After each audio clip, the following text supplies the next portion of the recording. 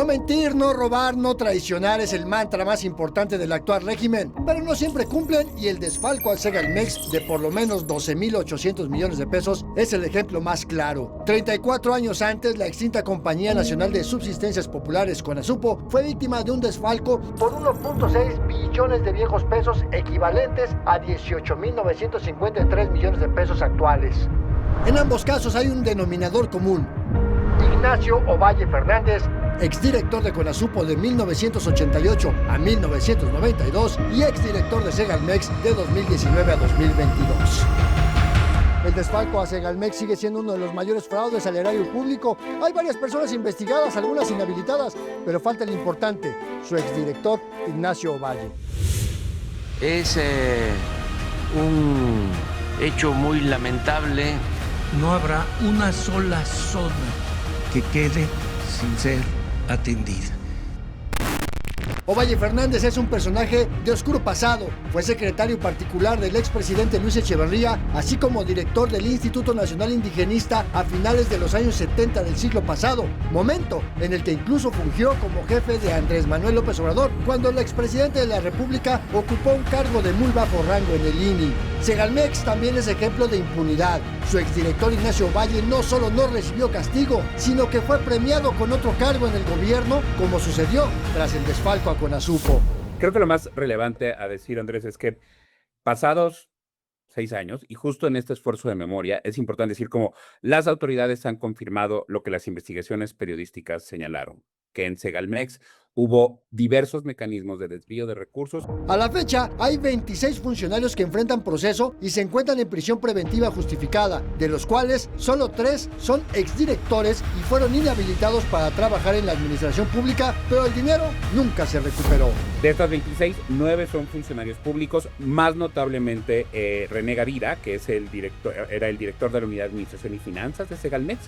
Y de ahí otros directores, el director de operaciones, que es Oliverio Pérez Santoyo, el director de comercialización, que es Manuel Lozano, muy notablemente también Carlos Dávila, que era el director jurídico de Segalmex. Y sin embargo, los juicios siguen en proceso y por lo tanto no ha habido ninguna sentencia. Mientras, la reacción del actual gobierno fue desaparecer Segalmex, pero no informa sobre las investigaciones ni el seguimiento del caso, pues uno de los personajes involucrados, René Gavira, trabajó en algún momento con Raquel Buenrostro, actual titular de la Secretaría de Anticorrupción y Buen Gobierno, antes Secretaría de la Función Pública.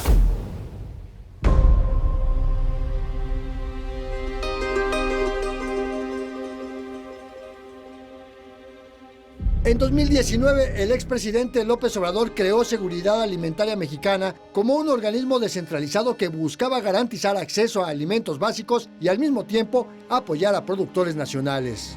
Segalmex juega un papel clave en la seguridad alimentaria al garantizar el acceso a alimentos básicos y nutritivos para todos, dice el todavía sitio oficial de esta desaparecida dependencia. Este organismo público presumía 4 objetivos que cumplió de manera parcial o poco transparente. Prometió acceso a alimentos básicos y productos alimenticios esenciales a través de los programas de abasto social de Leche Liconza y de abasto rural de Diconza, pero esto ya existía desde los sexenios priistas. Afirmaba que con su red de distribución, Segalmex asegura que los alimentos lleguen a todas las regiones, especialmente en zonas rurales y de difícil acceso. Esto también ya existía. Segalmex prometió precios accesibles, reduciendo la carga económica para las familias y garantizando que todos puedan acceder a alimentos de calidad, que fue el esquema creado por la entonces Compañía Nacional de Subsistencias Populares, la extinta CONASUPO, antecedente directo de Diconza y Liconza. Finalmente, Segalmex ofrecía fortalecer la economía local y promover las prácticas agrícolas sustentables.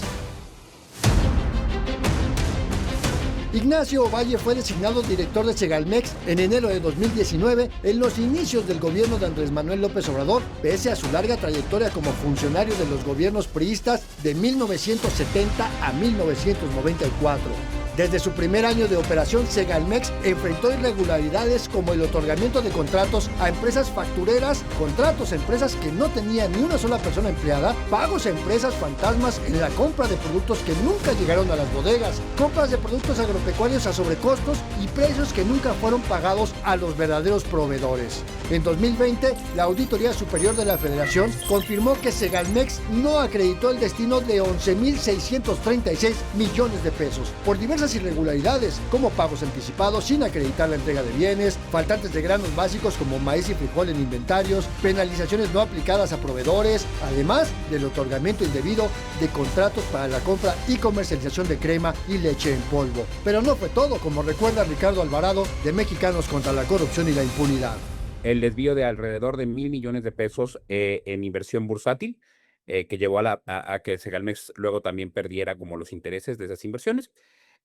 Un mecanismo de outsourcing de personal de cerca de 2,000 personas que no existían, que resultaron ser aviadores por instrucciones del director general de Segalmex. El robo al erario fue incluso superior a todo el presupuesto de un año de Segalmex, de acuerdo con datos de la Secretaría de Hacienda y Crédito Público.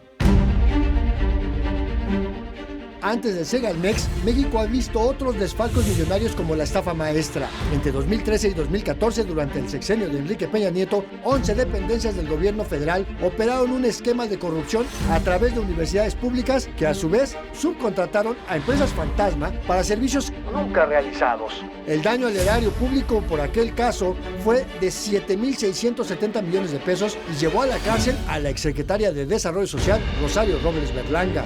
Entre 1988 y 1992, al interior de la desaparecida Compañía Nacional de Subsistencias Populares Conasupo, operó un esquema de fraudes en diversas áreas que provocaron un daño al erario por 1.6 billones de pesos de la época, equivalentes a unos 18.953 millones de pesos actuales.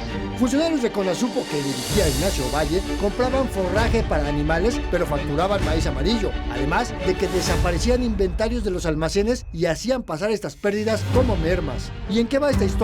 Los procesos penales avanzan lento.